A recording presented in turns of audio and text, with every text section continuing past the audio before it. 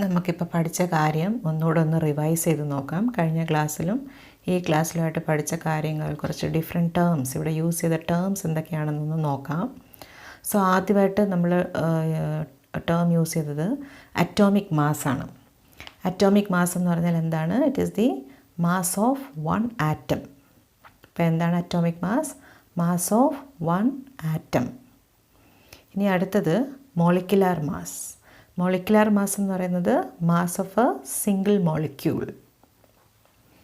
ഇന്ന് നമ്മൾ പഠിച്ചത് മോളാർ മാസ്സാണ്. മോളാർ മാസ് എന്ന് പറഞ്ഞാൽ mass of one mole particles, ഇല്ലെങ്കിൽ മാസ് ഓഫ് 6.022 × 10⁻23 പാർട്ടിക്കിൾസ്. അപ്പോൾ ഇവിടെ നമ്മൾ പാർട്ടിക്കിൾസ് എന്നൊക്കെ എഴുതുമ്പോൾ ഈ പാർട്ടിക്കിൾ നേരത്തെ ഞാൻ പറഞ്ഞതുപോലെ അത് ആറ്റം ആകാം, മോളിക്യൂൾ ആകാം, അയോൺസ് ആകാം. ഇപ്പം നമ്മൾ കൂടുതൽ യൂസ് ചെയ്യുന്ന രണ്ട് ടേം എന്ന് പറയുന്നത് ആറ്റമും മോളിക്യൂളാണ്. ഇപ്പോൾ പാർട്ടിക്കിൾ ആറ്റം ആണെങ്കിൽ നമുക്ക് എങ്ങനെ എഴുതാം? Mass of 6.022 × 10⁻23 atoms. അപ്പോൾ അത് തന്നെയാണ് it is equal to the gram atomic mass. GM എന്ന് പറഞ്ഞാൽ ഗ്രാം അറ്റോമിക് മാസ്. ഇനി പാർട്ടിക്കിൾ മോളിക്യൂൾ ആകാമല്ലോ. അങ്ങനെയാണെങ്കിൽ നമ്മൾ പറയേണ്ടത് എന്താണ്? മാസ് ഓഫ്, നിങ്ങളവിടെ സ്പെസിഫൈ ചെയ്യണം, ആറ്റം ആണോ പാർട്ടിക്കിൾ എന്താണെന്ന് സ്പെസിഫൈ ചെയ്യണം. ഇപ്പോൾ പാർട്ടിക്കിൾ മോളിക്യൂൾ ആണെങ്കിൽ മാസ് ഓഫ് 6.022 × 10⁻23 മോളിക്യൂൾസ്.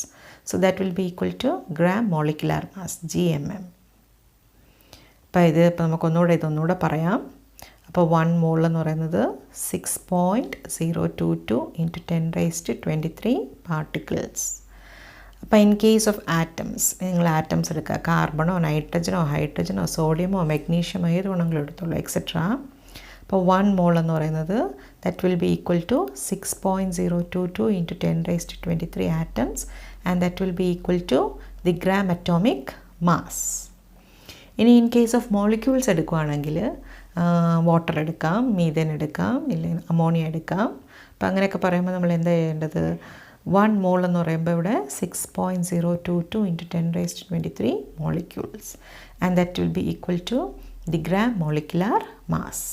ഇപ്പോൾ നമുക്കൊരു എക്സാമ്പിൾ എടുത്തിട്ട് നമുക്കൊന്നുകൂടെ ഒന്ന് അത് പറഞ്ഞു നോക്കാം.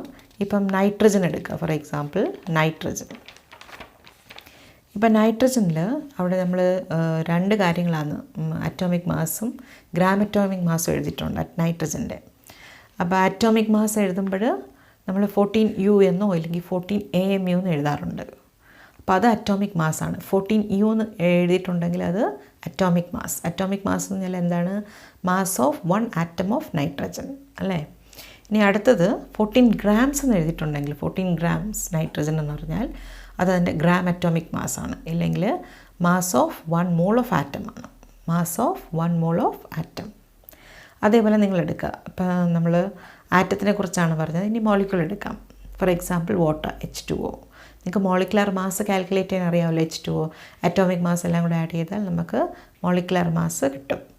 ഇപ്പോൾ ഇവിടെ വാട്ടറിൽ രണ്ട് രീതി, mass can be written as 18U and 18 grams. 18U എന്ന് പറഞ്ഞാൽ അത് മോളിക്കുലാർ മാസ്സാണ്, that is mass of a single molecule. മറ്റേത് 18 grams എന്ന് പറയുന്നത് gram molecular mass, that is mass of 1 mole of molecule. ഇനി ഗ്യാസസ് എടുക്കുകയാണെങ്കിൽ ലൈക്ക് കാർബൺ ഡൈ ഓക്സൈഡോ സൾഫർ ഡൈ ഓക്സൈഡോ അമോണിയയോ സൾഫർ ട്രൈ ഓക്സൈഡോ ഏത് ഗ്യാസസ് എടുത്താലും വോള്യൂം ഓഫ് 1 മോൾ, മറ്റേ വോള്യൂം നമ്മൾ പറയുകയാണെങ്കിൽ ഈ 1 mole of all these gases at STP, പിന്നെ STP standard temperature pressure condition പറയണം. 1 mole of all these gases at STP has a volume of 22.4 liters. അതിനെയാണ് നമ്മൾ മോളാർ വോള്യൂം എന്ന് പറയുന്നത്. അപ്പോൾ ഇതിനെല്ലാം ബേസ് ചെയ്തിട്ട് നമുക്ക് കുറച്ച് ഫോർമുലാസ് ഡിറൈവ് ചെയ്തിട്ട് കുറച്ച് പ്രോബ്ലംസ് ഒന്ന് ചെയ്ത് നോക്കാം. ഇതിനെ ബേസ് ചെയ്ത് വളരെ ഇമ്പോർട്ടൻ്റ് ആണ് ഇതിനെ ബേസ് ചെയ്തുള്ള പ്രോബ്ലംസ്.